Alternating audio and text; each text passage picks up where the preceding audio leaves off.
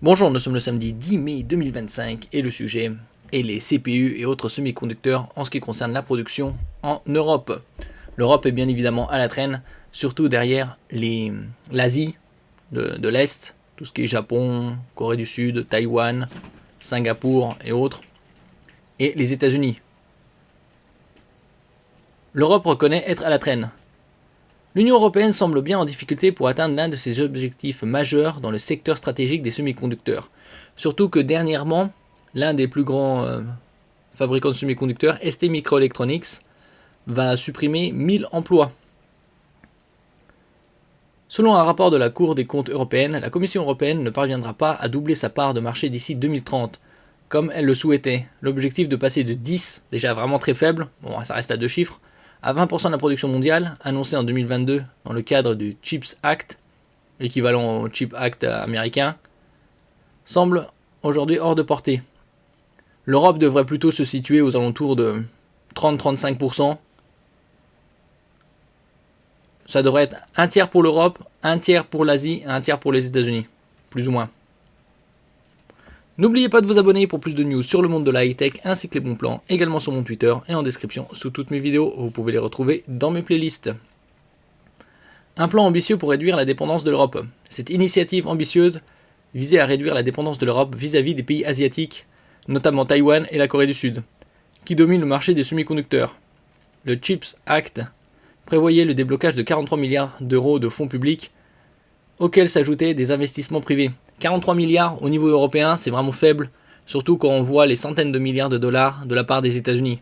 Et en ce qui concerne le poids économique de l'Europe et des États-Unis, c'est à peu près équivalent. Cependant, à l'heure actuelle, les progrès réalisés ne semblent pas à la hauteur des attentes. La pandémie de Covid-19 a été un véritable électrochoc pour l'industrie, mettant en lumière les faiblesses de l'Europe face à une crise mondiale des semi-conducteurs. C'était évidemment prévisible à force de tout délocaliser. Les pénuries ont entraîné à l'arrêt de nombreuses lignes de production, notamment dans l'automobile, un secteur clé de l'économie européenne. Surtout que ces dernières décennies, il y a de plus en plus d'électronique dans les voitures.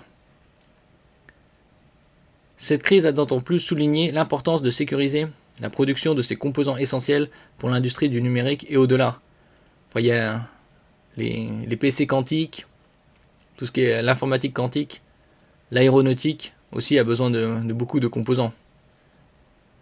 Un retard difficile à rattraper. Au rythme actuel, nous ne pourrons certainement pas concrétiser nos ambitions. L'objectif de 20% relève du vœu pieux. Pour l'atteindre, il nous faudrait multiplier quasiment par 4 notre capacité de production dans les 5 prochaines années, a déclaré Anne-Mi Turtleboom, membre de la Cour des comptes européenne. Elle ne cache pas sa préoccupation et souligne que nous sommes à la traîne. Elle appelle ainsi la Commission européenne à revoir sa stratégie à long terme pour mieux coller à la réalité du marché. Surtout, comme je disais précédemment, 20% c'est vraiment un minimum. On devrait plus être dans les 30-35%. Un constat amer s'impose. Bien que la capacité de production de l'Union européenne devrait augmenter de manière significative dans les années à venir, la part de marché de l'Europe en valeur ne progressera que légèrement. Selon les dernières prévisions de la Commission européenne, la part de l'UE dans un marché en pleine expansion passerait de 9,8% en 2022 à seulement 11,7% en 2030, donc à peine plus de 2%. Surtout quand on sait que ASML est une entreprise européenne et qui est la seule entreprise à construire les super machines, les super blocs qui coûtent aux alentours de 300 millions de dollars, millions d'euros pour la gravure des CPU. Les semi-conducteurs, un secteur stratégique pour l'avenir économique mondial. Les semi-conducteurs sont aujourd'hui omniprésents dans notre quotidien. Ils équipent non seulement des objets électroniques comme les smartphones, mais aussi des infrastructures critiques telles que les data centers qui alimentent l'économie numérique en plein essor, surtout avec le cloud et tout ce qui est streaming. Leur production est donc devenue stratégique pour toute l'économie mondiale. Face à cette réalité, l'Europe se trouve confrontée à un défi de taille, celui de rattraper son retard dans un secteur où la concurrence est déjà bien installée, notamment en Asie et aux États-Unis. Surtout que c'est une réinstallation aux États-Unis, avec les centaines de milliards qu'ils ont investis pour appâter les entreprises de la high-tech qui produisent des semi-conducteurs afin de produire aux États-Unis.